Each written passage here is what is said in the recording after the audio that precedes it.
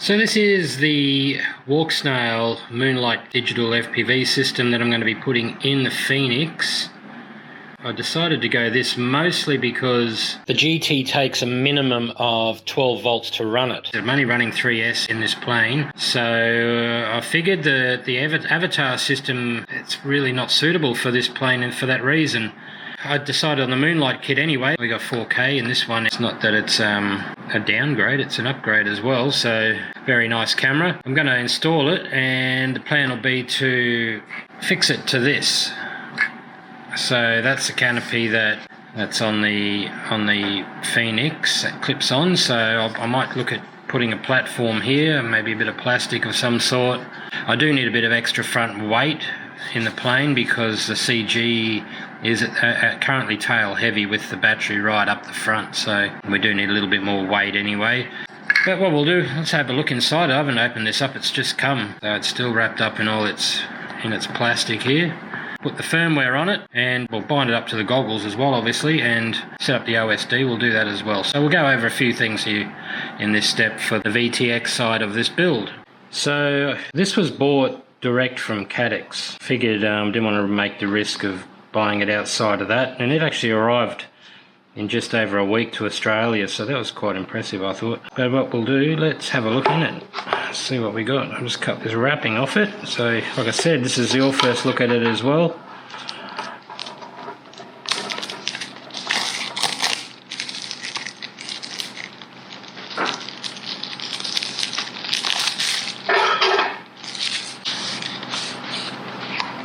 Got our instruction manual, and then the camera. So let's have a look at the camera. That's what we're here for. I'll be quite interested to see what sort of range I get out of this as a comparison to the light system that I've got in the Drift. Well, it's a lovely looking camera, I must say.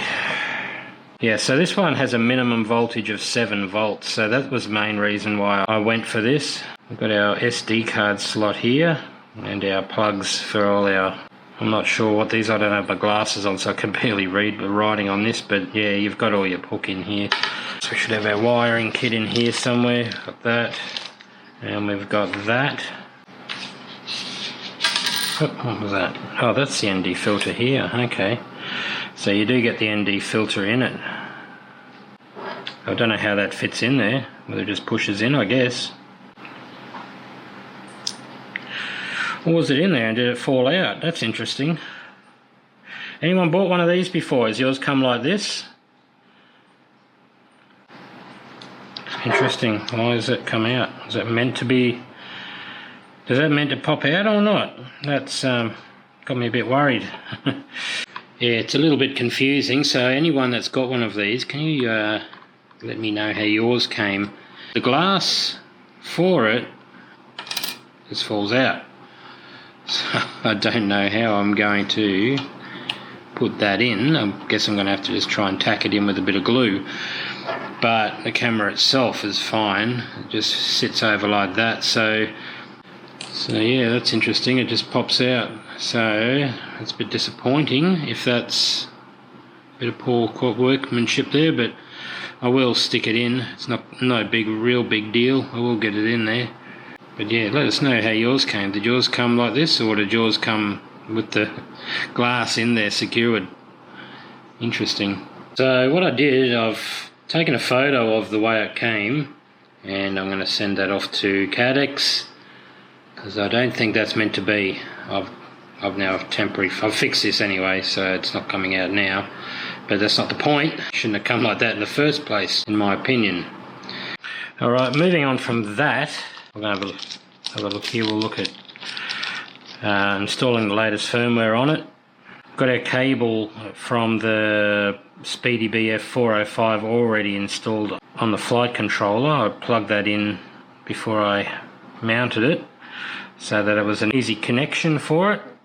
So if we check out the wiring diagram on the SpeedyBF 405 manual, we can see the digital VTX shows red, black, white and grey. They're the only two we're going to use for the Moonlight Kit. The yellow and the black you could use as well if you want to put an initial plug on, because you need two separate plugs on the Moonlight Kit to run those last two there, so you can change your channels and all your settings. But I'm going to be using the red, black, white and grey. So the white one next to the black is the transmitter, and the grey is the receiving side of it. So if we look at the Moonlight Kit now, you'll see they've already been swapped over, so it's just a matter of following the colours, soldering the colours colour to colour basically, and that should get your RX to your TX and your TX to your RX as what's needed. And also just a reminder, if you do plan to use the Avatar GT, that does require a minimum of 12 volt output, so you will need to the voltage selection jumper across as shown in the picture here. Default is at 9, I'm just leaving mine at 9 because the Moonlight Kit can actually run under 9 volts, so that's why I haven't bothered changing that. So we'll go to the CADX website and we'll go to the download center there and download the latest firmware. Just click download when you get to the next screen, and download anyway when you get to that. After that, you'll need to unzip the file, and when you open it up, we're going to go into the firmware folder. We're going to be copying the Avatar Moonlight Sky firmware onto our SD card, and also we'll copy the Avatar ground for the goggles. So that's the wiring all done. Just followed the colours of the wires, and now we'll plug it up and just see how it all works. Alright, so we'll put our SD card in with our firmware on it. Got to make sure you match the firmware to your goggles too, of course. And it's telling me I have to connect, this cable here is the USB cable that connects the VTX to the camera. We will power it up, and we hold in this bind button here for 8 seconds. So if everything works, we should see it flashing red, and once it's done it should flash green. So let's have a go. So we'll power it on, everything should be good. Just wait for that to take up. Whether we get here any lights at all. So that's a good sign, we got a green light and that's flashing. So what we'll do, let's push and hold in and we'll see what happens. There we go. So now it's entered into the mode to install the firmware. So it's installing now, the red flashing light like it said in the manual, and when that's done it should go green. Either green flash or green solid, but it will go green. So in that state, don't touch it or don't disconnect it. As I did say, it only takes about 40 seconds. And there we go, there's the green light. So we should be all good to go with the latest firmware now. Alright, so next we want to bind. So you make, like I said before, you need to make sure you've got the same firmware on the Moonlight as well as the Goggles X. So that's very important. So we'll boot up our goggles, wait for that to boot up, and then we'll power up the Phoenix, and then it should just be a matter of hitting the bind button on the goggles. So goggles are powered up, we'll just power this up now, get this up to its ready state, and then it's a matter of hitting the bind button, hitting the bind button on the goggles, and that should bind it to the Moonlight. Just wait for everything to boot up first. Yep.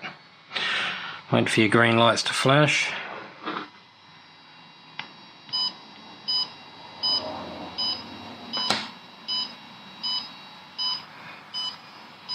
While that's doing that, then you hit the bind button. One click.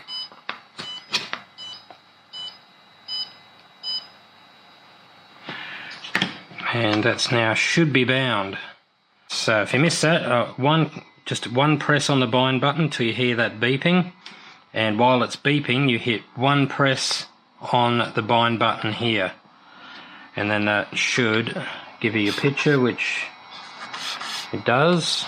So that's it, we're all connected up. I don't know if you can see in there, you might be able to see, but yeah, we're all connected up now. So Moonlight camera is now bound to the goggles, and now it's just a matter of hard installing it into the craft.